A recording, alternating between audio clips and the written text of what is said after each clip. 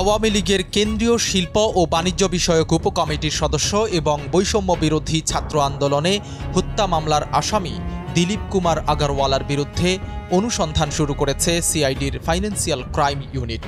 মঙ্গলবার এই অনুসন্ধান শুরু হয়। স্বর্ণ চোরা কারবারির হোতা এই দিলীপ কুমার চোরাই পথে আনা নকল ডায়মন্ডের ব্যবসা করছেন গত ১.৫ দশক ধরে।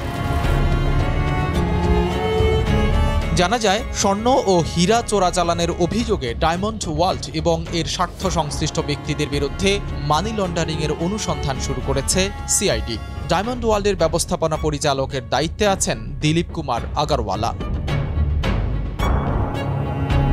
দিলীপ কুমারের বিরুদ্ধে বিদেশ থেকে চোরাচালানের মাধ্যমে স্বর্ণ ও হীরা আমদানির নামে অর্থ পাচার, প্রকৃত ডায়মন্ডের বদলে উন্নত মানের কাঁচের টুকরোকে ডায়মন্ড হিসেবে বিক্রয়, দুবাই সিঙ্গাপুরে স্বর্ণ চোরাচালান সিন্ডিকেট নিয়ন্ত্রণ, কলকাতায় ৩টি জুয়েলারি দোকান ও ১১টি বাড়ি এবং মালয়েশিয়া, দুবাই ও কানাডায় বিপুল পরিমাণ অবৈধ সম্পদ অর্জনের অভিযোগ রয়েছে।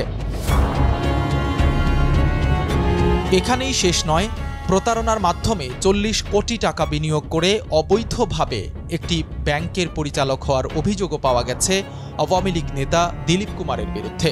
এই সবগুলো অভিযোগ খতিয়ে দেখতে এবার মাঠে নেমেছে সিআইডির financial crime. Diamond world limited নামে দিলীপ কুমার আগারওয়ালার ২৮টি শোরুম রয়েছে রাজধানী ঢাকা সহ সারা দেশে।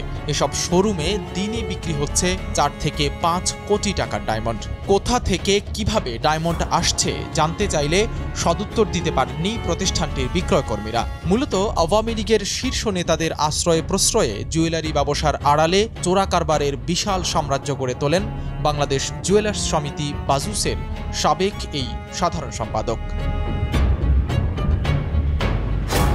Redmi 13 স্টাইল বানাই দুনিয়া কাঁপায়।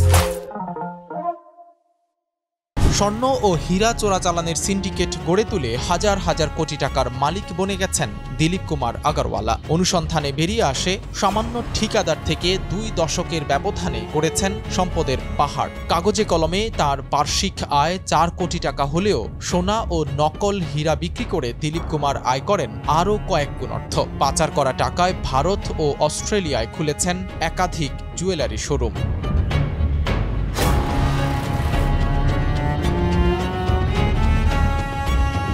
সাইদ রহমান, কালের কণ্ঠ।